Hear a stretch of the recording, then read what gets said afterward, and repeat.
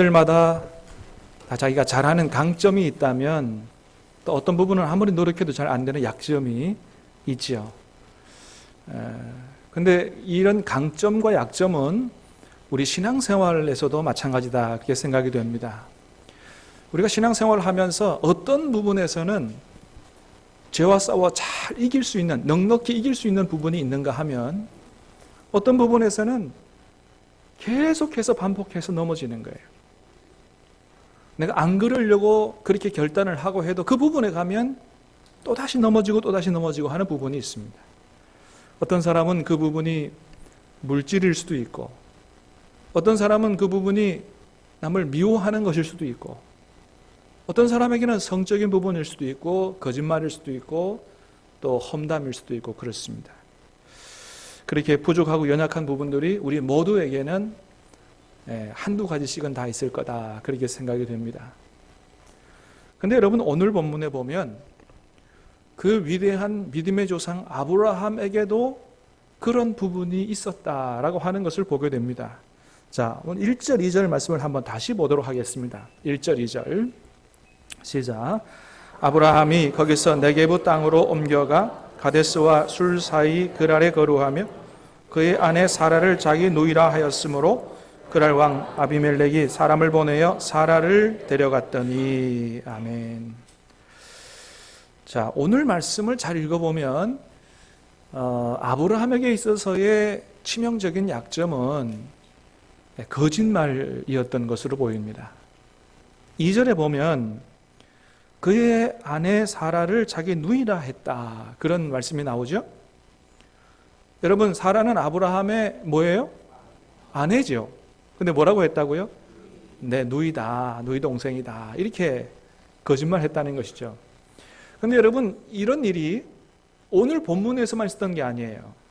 우리가 잘 아는 대로 창세기 12장에서도 나오죠. 창세기 12장의 내용은 오늘 본문으로부터 25년 전 얘기입니다. 아브라함이 하나님의 부름을 받아서 자기 고향 땅을 떠나서 가나안 땅으로 옮겨왔는데, 옮겨와서 보니 하나님 인도하신 땅이 저것꿀이 흐르는 땅이 아니라 기근이 심하게 들어있는 땅인 거예요. 하나님 따라서 꿈과 비전 가지고 사는 것도 좋지만 일단 먹고 사는 게 중요하다, 이렇게 생각해서 아브라함이 그저 먹고 살기 위해서 양식 구하러 애굽으로 내려갔습니다. 애굽으로 내려갔는데 거기는 바로서부터 온 세상 사람들이 하나님은 모르고 그저 이 힘의 권력 가지고 살아가고, 야, 이거 이러다가 내 아내 때문에 내가 죽을지도 모르겠다. 그래서 생각해낸 게 뭐예요? 거기서 여보, 자기 때문에 내가 죽을 수도 있으니까 어디 가서 내 부인이라 그러지 말고 내 누이 동생이라고 해. 그런 일이 25년 전에도 있었습니다. 그때 하나님께서 급하게 개입하셔서 모든 문제를 해결하고 그를 구원해서 애굽에서 나와서 가나안 땅에 돌아오도록 그렇게 하셨습니다마는, 오늘 본문에서 25년이 지난 지금 또 한 번 그 문제에서 걸려 넘어져서 자기 아내를 누이라고 하는 거짓말을 아브라함이 하고 있다라고 하는 것이죠. 그래서 아브라함의 인생의 최약점은 거짓말하는 거다, 이렇게 생각이 됩니다. 여러분, 믿음의 조상이 되어야 하고 나중에 됩니다마는 이런 사람이 왜 이렇게 이런 죄를 반복해서 지었을까요? 몇 가지 이유가 있어 보입니다. 첫 번째는 그의 부인 사라가 너무 예뻤기 때문이에요. 여러분, 오늘 본문에서 이 오늘 본문에 나오는 사라의 나이가 오늘 본문쯤에는 몇 살쯤 된 때냐 하면 한 90살쯤 되는 때입니다. 근데 90살 된 노인이 얼마나 아름다웠으면 다른 사람이 아브라함을 죽이고 데려갈 만큼 그렇게 아름다웠을까, 그런 생각을 해봐요. 아브라함 자기 혼자 착각인 것은 아닌 것으로 그렇게 보입니다. 여러분, 그러니까 너무 잘생긴 신랑, 너무 예쁜 아내랑 사는 것도 이게 피곤할 수 있어요. 제가 경험해봐서 다 아는데요. 우리 청년 여러분들은 너무 잘생긴 신랑, 너무 예쁜 아내 얻으려고 너무 그렇게 하지 마시기를 바랍니다. 그러면 집에 손님 올 때마다 집에 들어가 봐야 돼요. 예. 여러분, 우리는 거의 사람의 외모에 끌리는 그런 경향이 있는데, 이쁘고 잘생긴 거 잠깐이죠. 여러분, 우리가 한평생 부부가 돼서 이렇게 행복하게 잘 살아가는 데서 정말 중요한 건 뭐예요? 외모가 아니고 그의 신앙이고 그의 중심이죠. 그게 중요한 것입니다. 여러분, 그래서 하나님은 뭘 보시는 분이에요? 외모 보시는 분이 아니고 중심. 그게 진짜 중요하다. 그게 진짜 너다. 그게 진짜 그 사람인 것이죠. 여러분, 잠언 31장 30절에서 이렇게 말씀합니다. 한번 읽어보겠습니다. 시작. 고운 것도 거짓되고 아름다운 것도 헛되나 오직 여호와를 경외하는 여자는 칭찬을 받을 것이라. 아멘. 정말로 중요한 것은 그 중심이고 하나님을 경외하는 믿음이지 외모가 아니다. 요즘 사람들 농담으로라도 그런 얘기 하죠. 이쁘면 모든 게 다 용서가 된다. 그런 얘기 합니다만은, 그러나 아브라함은 그 아내의 아름다움 때문에 가는 곳마다 근심하지 않을 수가 없었다라고 하는 거죠. 자, 두 번째 이유는 두려움 때문에 그렇습니다. 두려움 때문에. 자, 오늘 보면 11절 말씀을 한번 같이 읽겠습니다. 시작. 아브라함이 이르되 이곳에서는 하나님을 두려워함이 없으니 내 아내로 말미암아 사람들이 나를 죽일까 생각하였으며. 자, 아브라함이 헤브론에 살다가 무슨 기회인지 모르지만은 지금은 그랄이라고 하는 지역에, 블레셋 사람들이 사는 지역에 와서 살게 됐어요. 그래서 이 지역에 와서 살면서 그런 생각이 또 든 것이죠. 이곳에서는 하나님을 두려워하는 사람이 없으니 또다시 내 아내를 빼앗아가고 나를 죽일 거다 하는 두려움이 엄습해 온 것입니다. 자, 그런데 창세기 15장에 보면 하나님이 예전에 나타나서 아브라함에게 무슨 말씀을 하셨냐 하면 이런 말씀을 하셨어요. 창세기 15장 1절 시작.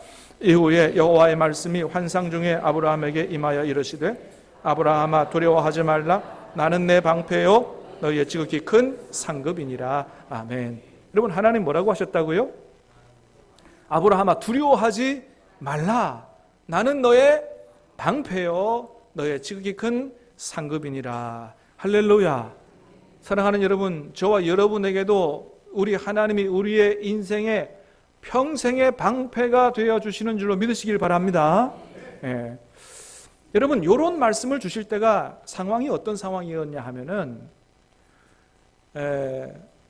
아브라함 조카 롯이 소돔으로 간 이후에 가나안 땅에 남북 전쟁이 일어났습니다. 그래서 북쪽에 있는 4개 나라 연합군이 남쪽에 있는 5개 나라 연합군을 쳐부시고 조카 롯을 사로잡아 갔을 때예요. 그때 아브라함이 아무리 그저 자기 나 몰라라 하고 좋은 땅 뺏어서 간 조카 미워할 수 없어. 자기 집에서 기르고 훈련시킨 318명을 데리고 가서 목숨을 걸고 조카 롯을 구해왔을 때, 그때 아브라함이 아마 두려움에 좀 빠진 것 같아요. 혹시나 네 개 나라 연합군이 자기를 기습해서 보복이나 하지 않을까 상당히 두려움을 가지고 있을 그때에 하나님이 나타나셔서 뭐라고 하신다고요? 아브라함아 두려워하지 말라. 내가 너의 방패요 너의 지극히 큰 상급이라고 말씀하셨습니다. 자, 그래서 17장에서는 이런 말씀도 하세요. 자, 17장 1절입니다. 시작. 아브라함이 99세 때에 여호와께서 아브라함에게 나타나서 그에게 이르시되 나는 전능한 하나님이라 너는 내 앞에서 행하여 완전하라. 아멘. 자, 15장에서는 두려워하지 마라. 내가 너의 방패가 된다. 내가 너를 지켜줄 거다. 17장에서는 내가 전능한 하나님이다. 너는 내 앞에서 행하여 완전하라. 너는 내 앞에서 행하여 완전하라는 얘기는 절대 죄짓지 말고 퍼펙트하게 완벽하게 살아 이런 말씀이 아니고, 내가 전능한 하나님이기 때문에 너는 나를 절대적으로 신뢰하는 믿음을 가지고 살아라. 이게 그런 말씀이거든요. 사랑하는 여러분, 저와 여러분들이 우리 하나님을 절대적으로 신뢰하는 믿음 갖고 살게 되기를 주님의 이름으로 축복합니다. 자, 그런데 아브라함은 이렇게 하나님께서 나타나셔서 다 말씀해 주시고 두려워하지 말라 그러고 내가 너를 지켜준다. 너의 방패가 된다. 내가 전능한 하나님이야. 내 앞에서 완전한 믿음을 가지고 살아라고 말씀하셨음에도 불구하고 그랄 지역에 가서는 절대적으로 하나님을 신뢰하지 못한 거예요. 하나님을 100% 신뢰하지 못한 거예요. 신뢰하지 못하니 그의 인생이 흔들리게 된 것이다라고 하는 거죠. 그렇게 되니까 아브라함이 하나님의 백성임에도 불구하고 하나님 의지하고 당당하게 살아가지 못하고 세상 사람들, 힘 있는 사람들 눈치 보면서 그렇게 자기 살기 위해서 그럴듯한 명분을 내세워서 거짓말을 지금 하고 있다고 하는 것입니다. 나중에 아비멜렉이 그것을 알고 아브라함 불러다가 아니 당신이 어떻게 나에게 이렇게 할 수 있느냐 막 호통을 치니까 아브라함이 이런 말을 합니다. 자, 11절 12절 다시 보겠습니다. 시작. 아브라함이 이르되 이곳에서는 하나님을 두려워함이 없으니 내 아내로 말미암아 사람들이 나를 죽일까 생각하였으며 또 그는 정말로 나의 이복 누이로서 내 아내가 되었음이라. 아멘. 자, 뭐라고 한다고요? 그는 정말로 나의 이복 누이로서 내 아내가 됐다. 무슨 얘기예요? 그러니까 아주 거짓말한 거는 아니다 그런 거죠. 여러분 이걸 말이라고 합니까? 아이고, 여러분 하나님 보실 때 뭐라 그러셨겠어요? 아이고, 너 그거 지금 말이라고 하냐? 그러지 않았겠어요? 여러분 옛날에 실제 이복 누이라고 했어도 지금은 뭐예요? 엄연한 자기 부인이잖아요. 그런데 그 자기 합리화하고자 그럴듯한 명분 내세워서 자기 변명하고 있는 이런 아브라함의 모습이 얼마나 치졸하고 부끄럽고, 여러분 나중에 아비멜렉이 하나님 앞에 막 따지잖아요. 아니 하나님 내가 뭘 잘못했다고 나를 이렇게 합니까? 하나님이 막 쩔쩔매시는 것 같은 이런 모습을 우리가 오늘 본문에서 보게 됩니다. 사랑하는 여러분, 저와 여러분들이 이 세상 살아가는 동안에 하나님 100% 신뢰하고 정말 바르고 의롭게 당당하게 그렇게 삶으로 말미암아 하나님 앞에 큰 기쁨과 영광을 드릴 수 있게 되기를 주님의 이름으로 축복합니다. 여러분 그래요. 그래서 우리는 하나님의 자녀들로서 어떻게 하면 나 자신을 세워갈 수 있는 명분을 찾을 수 있을까? 명분 찾기보다 정말로 무엇이 하나님께서 기뻐하시는 일인가? 우리는 이런 생각을 가지고 살아가야 한다라고 하는 것입니다. 많은 사람들은 명분을 찾습니다. 그래도 명분이 있어야 내가 서지. 그러나 여러분 더 중요한 건 뭐예요? 명분을 가지고 나를 세워가는 것보다 더 중요한 것은 하나님께서 기뻐하시는, 하나님 무엇을 기뻐하시는가? 그걸 생각하고 그런 쪽을 선택하는 것이 저와 여러분들이 가야 할 길인 줄로 믿습니다.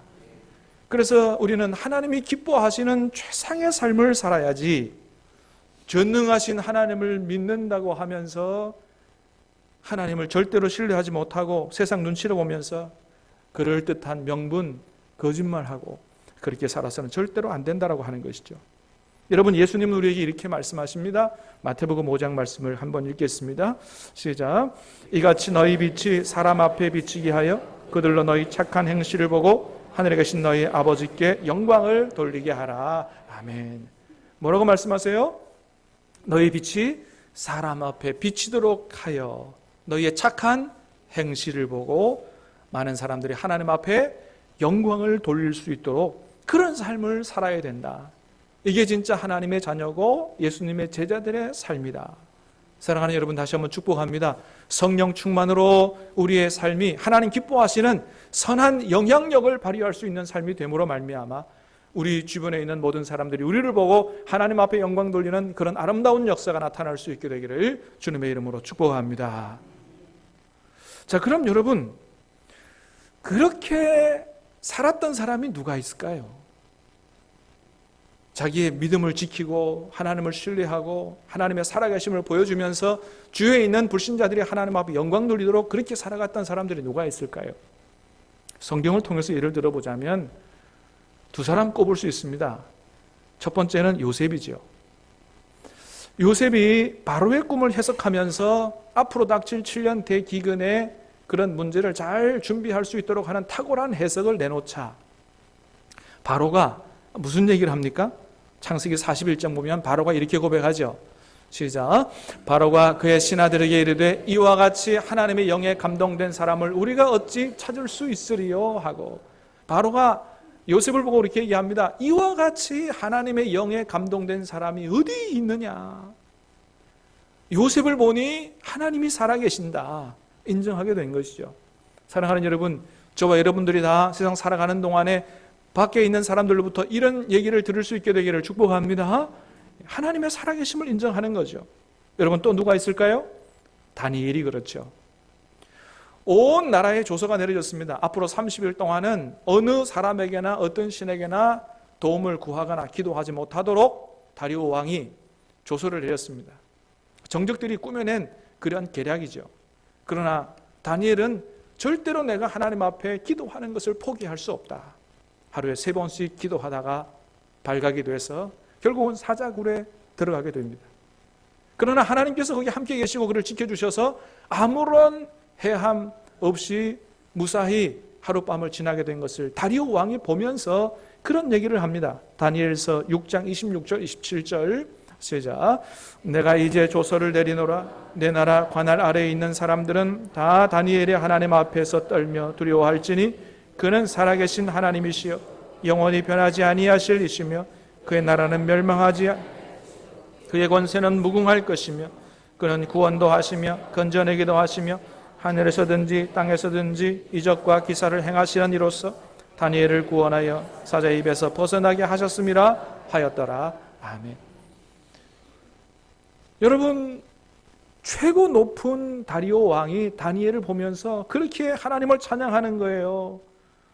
다 다니엘이 하나님 앞에서 떨며 두려워할지니 그 하나님은 살아계신 하나님이요 영원히 변치 않으실 이시며 그는 구원도 하시고 건져내기도 하시고 하늘에서든지 땅에서든지 이적과 기사를 행하시는 분이다.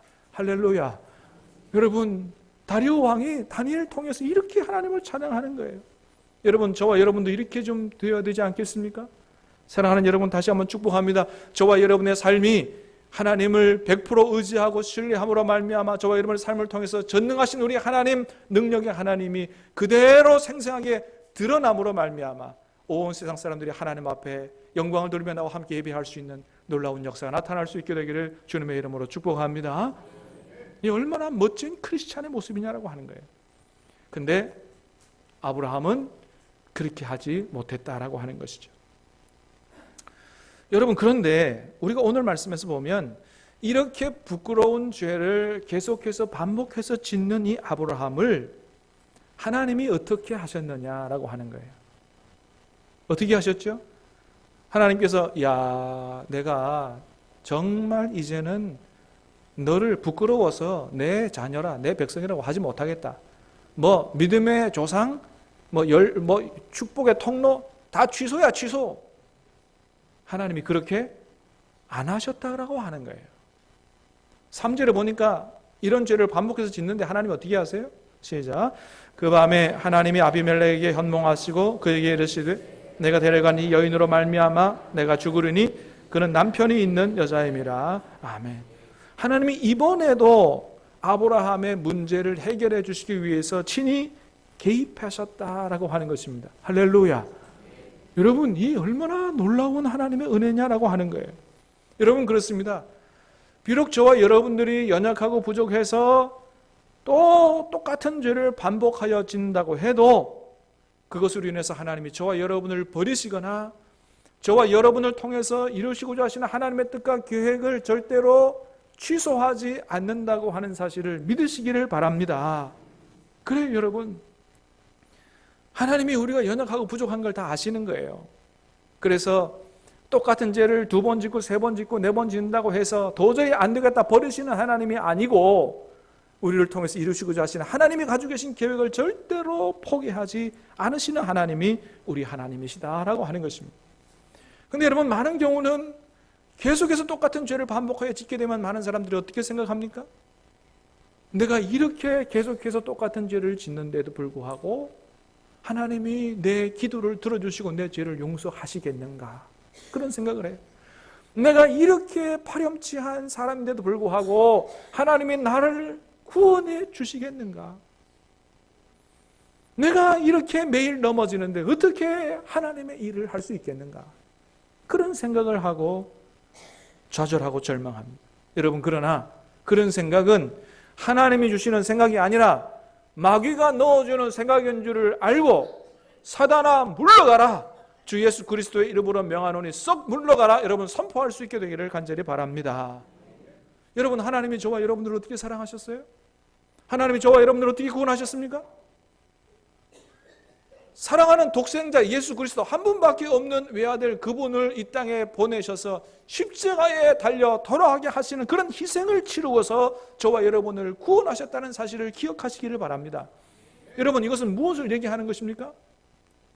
저와 여러분을 향한 사랑은 절대로 변하지 않는다. 언제 어떤 경우 무슨 일이 있든지 간에 저와 여러분을 향한 구원의 은혜, 사랑은 변하지 않는다는 사실이요, 예수님을 버리시고 저와 여러분들을 하나님의 품에, 하나님의 자녀로 안으신 하나님, 어떤 일이 있어도 결코 저와 여러분을 향한 아름다운 계획을 취소하지 않는다는 사실, 여러분 이 사실을 확실히 믿게 되는 저와 여러분 될 수 있게 되기를 주님의 이름으로 축복합니다. 그래서 우리는 7번 넘어져도 다시 일어나서 8번째로 주님 앞으로 믿음으로 나아가야 되는 것이 바로 저와 여러분의 삶이다라고 하는 것입니다. 두 번째는, 여러분 저와 여러분을 향한 하나님의 은혜가 얼마나 놀라운지요.